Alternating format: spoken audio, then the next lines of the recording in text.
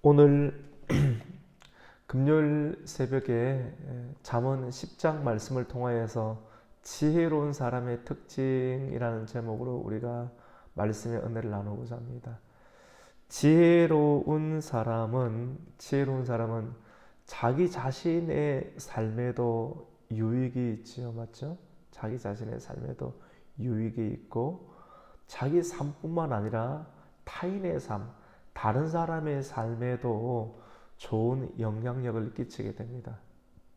오늘 1절 말씀 가운데 보면 이 지혜로운 사람은 아비의 기쁨이 되고 어미의 근심이 되지 아니한다라고 이렇게 합니다. 그래서 우리는 이 지혜는 자기 자신에게도 유익이 있지만도 어느 누구보다 나를 걱정해주고 내가 잘 되기를 원하시는 아비의 기쁨이 되는 것이죠. 아비의 기쁨이 되고 어미에게도 어미의 마음은 끊임없이 자녀에게 향하고 있는데 어미에게 근심을 끼치지 않는 인생. 어머니가 왜 아프고 늙습니까? 그것은 시간이 지나가니까 늙는 것이 아니고 어떻게 하든지 자녀가 잘 되기를 원하는 마음이 있기 때문에 그런 것이죠. 그래서 우리가 효도를 하고 또 공경한다고 하는 것은 부모님에게 전화를 드리는 것으로 드러나기도 하고 자주 일주일에 한 번씩 전화 드리는 것으로 드러나기도 하고 또 용돈을 드리는 것, 필요를 채워주는 것으로 드러나기도 하는 것이지만도 무엇보다 효도를 하고 하는 것은 부모님이 용돈을 주면 좋아하고 용돈을 안 주면 안 좋아하는 그 정도의 수준의 존재가 아니지 않습니까? 어머님에게 근심을 끼치지 않는 것이고 그리고 아비에게 기쁨을 주는 것.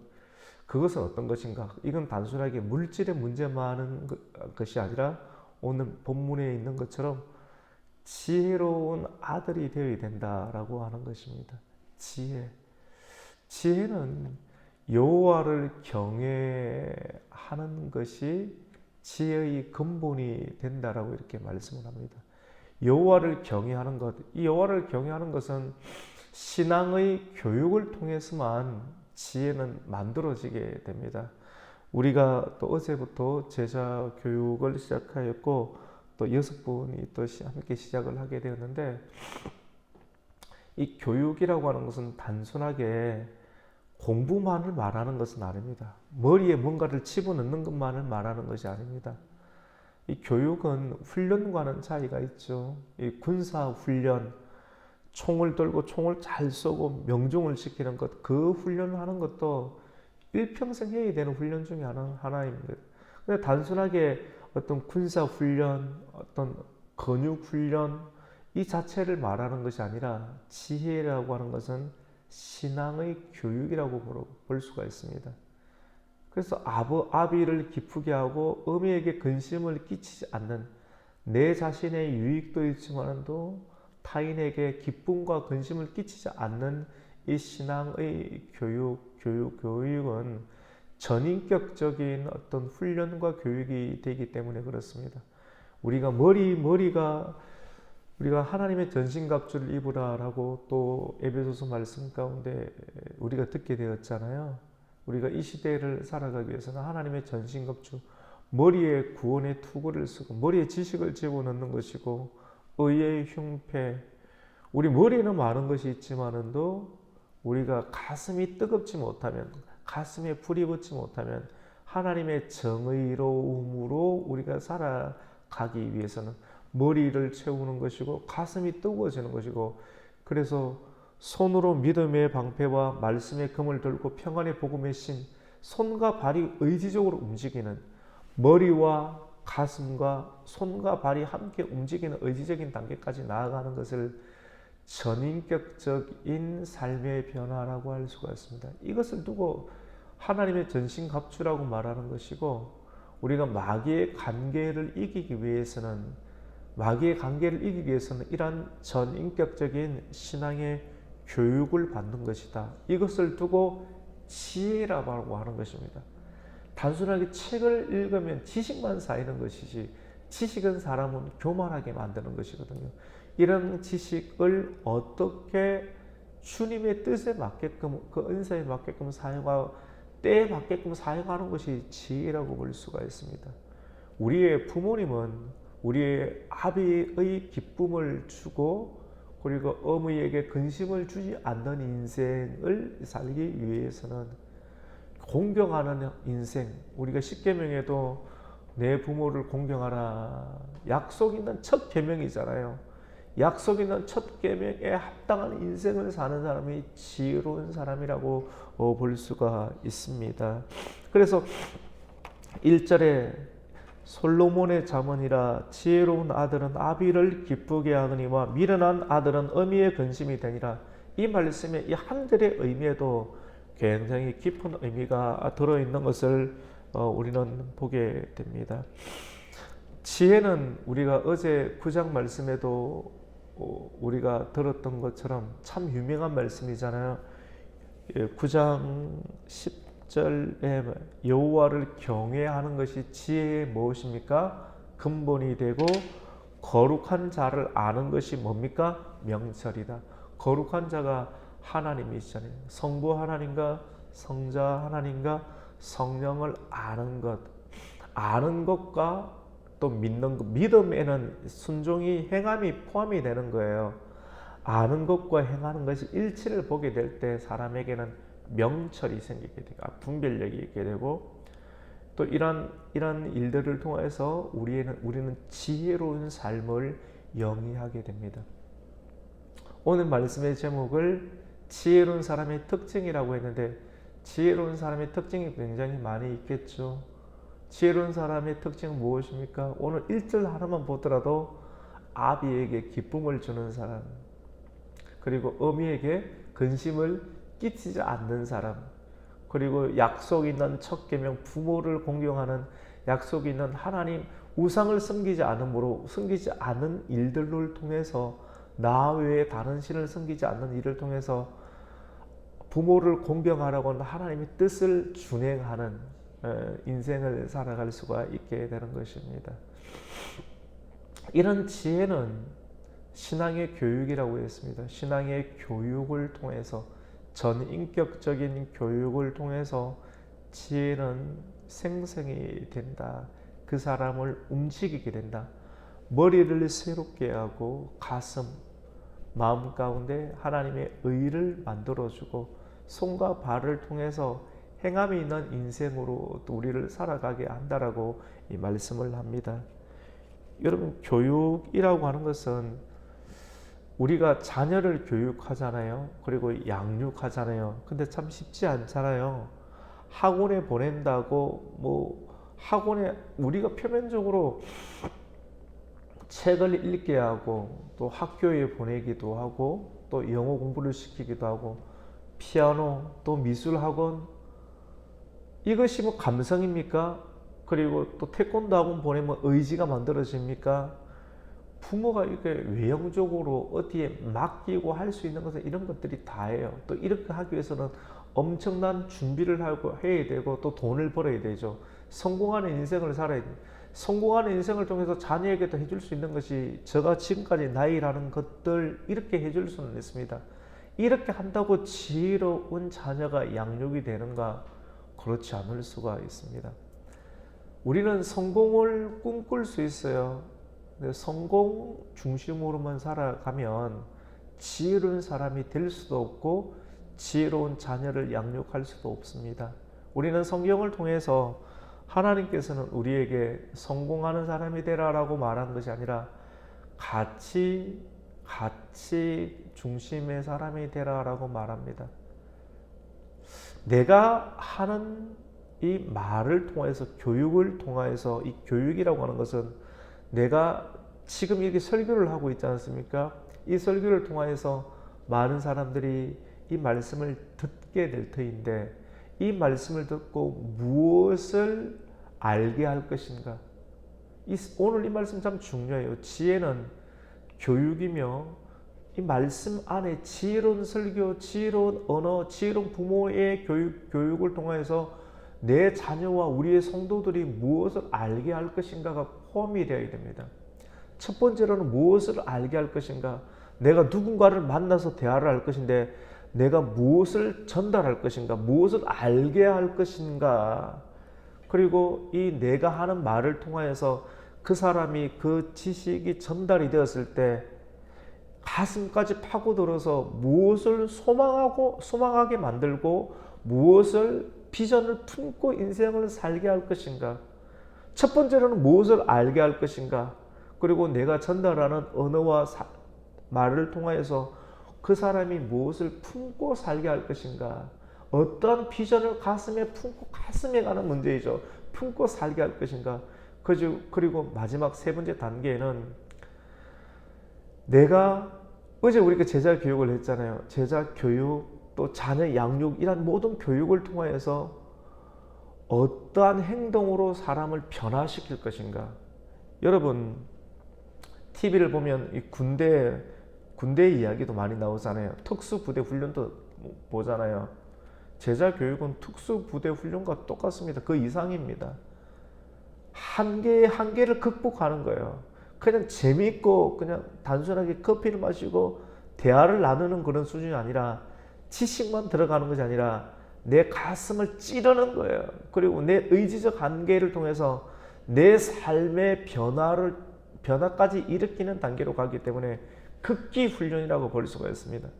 단순한 지식의 공부가 아니라 우리 인생 전체 무지한 우리의 삶에서 지혜로운 삶으로 우리를 탈피시키는 신앙의 교육이 바로 제자 교육이 되는 것이고, 그리고 지혜로운 삶의 변화가 나타날 수가 있게 되는 것입니다.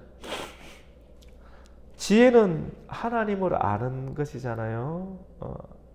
하나님을 알고, 그리고 하나님을 아는데 다시 오실 예수 그리스도를 기다리는 삶으로 비전을 품게 하는 겁니다. 주님께서 다시 오시지, 우리가 계시록 말씀을 통해서 주님의 그 심판대 앞에 우리가 서겠지, 행위책에 우리가 기록이 될 것이고 생명책에 기록되는 인생을 위해서 우리는 기다리는 삶, 기다림 안에는 기도하는 것이 포함이 되잖아요. 하나님 말씀을 기억하고 기억되는 그 말씀을 통해서 우리가 하나님 말씀을 기도하면서 기다리는 인생을 통하여서 소망의 인생을 살아가게 되는 것입니다. 이러한 인생의 삶 가운데 우리는 내 이웃을 사랑하라, 내 부모를 공경하라 라고 말씀하시는 하나님의 계명들을 사랑으로 준행하는 인생을 살아가게 되는 것이죠. 여러분, 이것이 제자 교육입니다. 근데 이게 설교 한 번 듣는다고 되겠습니까? 훈련, 여러분, 근육, 제가 예배를 마치고 집에 들어가다 보면 어떤 분들이 일찍 일어나서 운동하시는 분들이 많더라고요. 잘 살려고. 근육 훈련하시는 분들도 그렇게 많은데 이 신앙의 교육이 단순하게 이러한 훈련하시는 분의 이상의 삶을 우리에게는 요구하는 것을 보게 됩니다. 지혜로운 사람의 특징은 아비에게 기쁨이 되고 어미에게 근심이 되지 아니하는 하나님의 뜻을 살게 되고요. 두 번째로는 가치를 따라가는 겁니다. 성공 중심의 삶이 아닌 성공 중심의 삶을 살면 예를 들어서 교회가 외형적인 부흥, 하나님 부흥하게 해주세요. 이런 물론 외형적인 부흥이라는 것은 외형적인 사람이 숫자가 채워주는 것이 부흥이 아닙니다. 내적인 성도의 각성과 또 신앙의 개혁을 통해서 하나님을 알아가는 전인격적인 삶의 변화를 두고 부흥이라고 하는 것이거든요. 그런데 교회에도 사업을 하든지 교회도 사업처럼 사람을 어떻게 하든지 많이 오게끔 하는 형태로 프로그램이 만들어진다고 하면 성공하는 교회가 되거든요. 성공했지만 목회자가 영이 부실해져서 죄를 범하거나 하는 이렇게 탈진되는 경우가 있을 수도 있습니다. 성공이 삶을 대변해 주는 것은 아니거든요. 그래서 성경은 우리에게 가치를 중심으로 살아가라라고 말합니다. 예를 들어서 우리 권사님 계시잖아요. 성공하는 교회가 되려면 알고 있는 사람에 대해서는 함부로 할 수 있습니다. 근데 가치는 사랑이잖아요. 성경에서 말하는 네 가지 가치는 사랑해야 합니다. 그리고 사랑하고 하나님의 의를 따라가야 됩니다. 의, 정의, 공의라는 말 나오잖아요. 그리고 평안을 가져 평화롭게 지내야 된다. 그리고 사랑해야 된다. 이 네 가지 가치가 있거든요. 이 네 가지 가치를 배우는 게 교육입니다. 이 네 가지 가치를 실현하는 것이 지혜예요. 이 네 가지 가치를 여호와를 경외하는 것이라고 말합니다. 여호와를 경외할 때 이 사람은 내 가치 중심의 사람으로 바뀌게 되는 것이죠. 그러면 가까이 있는 사람을 존중하고 귀히 여기게 됩니다. 저도 성경을 알아가면서 저는 처음 아내한테 잘 못해줬어요. 참 못된 사람이었습니다. 내 중심적인 사람. 지금도 그런 경향이 있을 수 있어요. 하나님 보시기에는 끝까지 우리가 변화가 되어야 되는데, 근데 조금 변화가 되었어요. 내 중심으로. 그런데 성경을 알아가고 또 하나님으로부터 교육을 받게 되면서, 하나님으로부터 교육받는다는 것은 환경을 통해서 모진 풍파를 겪는다는 겁니다. 맞죠? 이런 인생을 통해서 가장 가까이 있는 사람을 더 배려하고 존중하는 인생.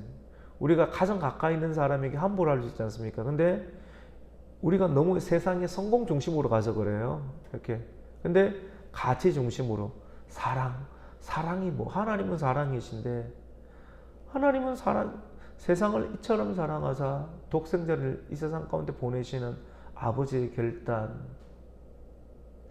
이런 것들을 우리가 전인격적으로 알아가기 시작하면서 나와 가장 가까이 있는 사람들에 대한 우리의 생각과 언어를 변화시킬 수가 있게 되는 것이죠.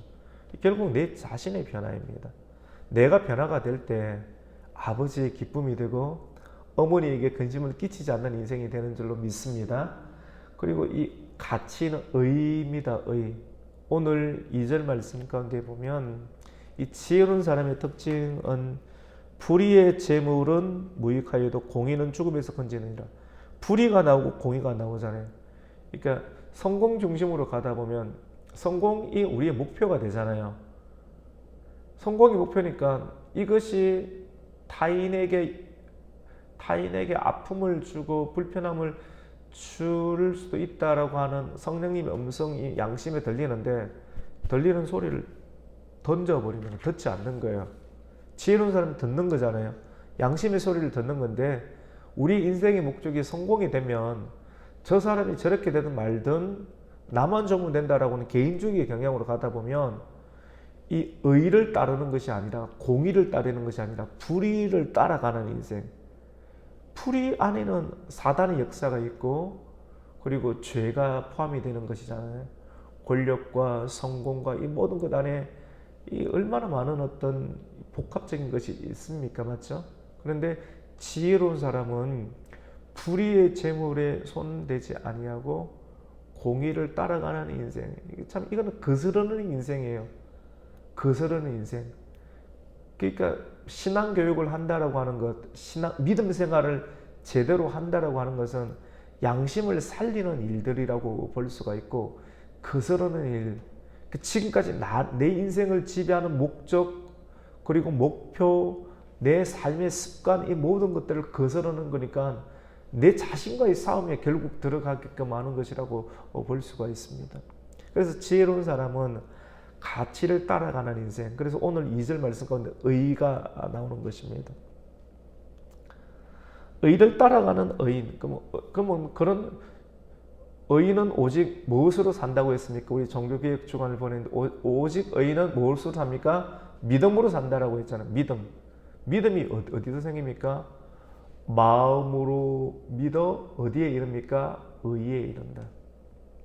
마음으로 믿어 의에 이른다. 이 그리스도의 의가 마음에 생기고 이 믿어진 것을 신앙의 고백을 통하여서 구원이라고 하는 하나님의 초청 가운데 우리가 이 참여를 할 수 있게 되는 것입니다. 여러분, 신실한 신학자였고 또 일반 세계에서도 많이 알려져 있는 그 코메니우스라는 사람은 이 믿음이라는 부분들, 그리고 신앙이라는 부분들을 뭐라고 표현하였는가 하면 관계다. 그리고 응답이다. 그리고 삶에 대한 태도다라고 이렇게 말합니다. 오늘 이 말씀을 통해서 오늘 내용을 정리하려고 하는데 아주 중요한 말씀이에요.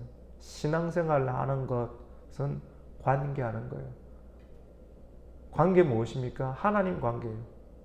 하나님을 알면 이웃과의 관계도 풀어지게 되는 거예요. 결국 우리 관계를 해야지만 복음을 전할 수 있는 거지 않습니까? 내 혼자 사는 것 아닙니다. 나 혼자 살면 산에 들어가서 살면 되는 거예요. 근데 주님께서 예수님께서도 이 땅 가운데 오신 이유가 관계를 회복시키기 위해서 이 땅 가운데 오셨죠. 그리고 응답. 우리가 할렐루야, 예를 들어서 아멘이라고 응답을 하는 것. 부모가 자녀를 불렀는데 응답을 하지 않습니다. 부모는 속이 터지죠. 우리는 생각해 봐야 돼요. 왜 속이 터집니까? 내 자녀가 응답하지 않기 때문에, 내 부하 직원이 온전하게 응답하지 않기 때문에, 내가 나이가 많은데 어떤 공동체에 들어가면 나이가 적은 사람이 인사를 해야 되는데 인사를 안 해요. 기분이 안 좋은 거예요. 우리는 늘 이렇게 타인의 행동으로 인해서 타인의 응답이 없는 무응답을 통해서 우리는 불편한 하루하루를 보내게 되는데, 이것을 볼 때 문제는 타인에게 있는 것이 아니라 우리는 깨달아야 됩니다. 아하, 내가 그랬구나. 하나님에 대해서 응답하지 않았구나. 내가 부모에 대해서 응답하지 않았구나. 내가 목사님에 대해서 예를 들어서 응답하지 않았구나. 내가 누군가의 선생님에 대해서 응답하지 않았기 때문에 내가 이런 결론을 얻게 되는구나 라고 하는 걸 깨닫게 될 때, 그때부터는 문제의 근원을 타인에게 두는 것이 아니라 내가 지금까지 잘못 살아왔던 무응답했던 인생을 통해서 회개하는 인생으로 변화를 일으키게 될 때 삶의 변화를 일으키게 되는 거예요. 그래서 신앙은 관계가 되는 것이고 신앙은 응답이에요. 그래서 우리가 회개하는 만큼, 내가 이걸 깨닫는 만큼 이제부터 먼저 인사하면 되는 거예요. 먼저 찾아가서, 요즘 인사 안 합니다. 먼저 남한테 가서 인사하는 것 에너지 많이 들잖아요. 많이 하다 보면 탈진될 수도 있습니다. 그래서 할 수 있을 만큼 하고요. 그 다음에 이러한 먼저 인사하고 먼저 사랑을 베푸는 일들, 관계의 변화를 통해서 신앙이 만들어지고, 이 신앙이 궁극적으로 지혜로운 사람의 삶으로 드러나게 됩니다. 같이 봅시다. 지혜로운 사람은 부지런합니다. 마지막으로 한 말씀 읽을게요. 그래서 오늘 여러분 3절과 4절을 한번 읽겠습니다. 3절, 4절 시작. 여호와께서는 의인의 영혼을 줄이지 않게 하시나 악인의 소욕은 물리친. 의인은 믿음으로 살리라. 믿음으로 살면 있잖아요. 하나님 굶주리지 않습니다. 참 쉽지 않거든요. 굶주리지 않는다. 교회 가고 기도하면 하나님 먹을 거 주냐? 제가 지금 시도하고 있습니다, 여러분. 하나님 붙잡으면 먹고 살 수 있도록 하나님께서 은혜를 주실 거예요. 이 성경에 있는 걸 제가 한번 실천해야, 여기 믿음이 있어야 되는 겁니다. 저도 자녀 있지 않습니까? 여러분, 세상 사람들 돈 그렇게 벌어도 돈이 모자란다 하지 않습니까? 근데 믿음으로 살면 자녀는 내팽개치는 건가요? 아니잖아요. 자녀도 다 들어가잖아요. 믿음으로 살면 하나님 어떤 방향으로 자녀를 인도해 주실까? 이걸 저도 시험하고 있어요. 시험이 필요해요. 시험한다는 것은 하나님 시험해 보겠다는 것이 아니라 내가 그 안에 직접 들어가는 거예요. 여러분, 이 말씀 참 중요합니다. 믿음으로 살면 하나님께서 오늘 이 말씀 가운데도 보니까 여호와께서 의인의 영혼을 어떻게 합니까? 줄이지 않게 하신다는 것. 이 말씀이 걸리는 거예요. 그리고 4절에 보면 손을 게으르게 놀리는 자는 가난하고 손이 부지런한 자는 부하게 되니라. 여름에 거두는 자는 지혜로운 아들이다 라고 말합니다. 그래서 궁극적으로 지혜는 머리에 막 가득 든 것이 지혜가 아니라 믿음을 실현하는 것이 지혜고, 그리고 손과 발을 부지런히 이렇게 움직이는 성실한 인생을 살아가는 것이 지혜로운 삶이다. 전인격적인 것이다 라고 말을 할 수가 있습니다. 오늘 여기까지 할게요. 더 계속하면 좀 더 길어지니까 오늘 말씀도 굉장히 많은 것이 포함이 되어 있습니다. 이 많은 것을 넣었어요. 여러분 듣고 들으면서 지혜로운 사람은 아비의 기쁨이 되고 어미의 근심을 끼치지 않는 인생.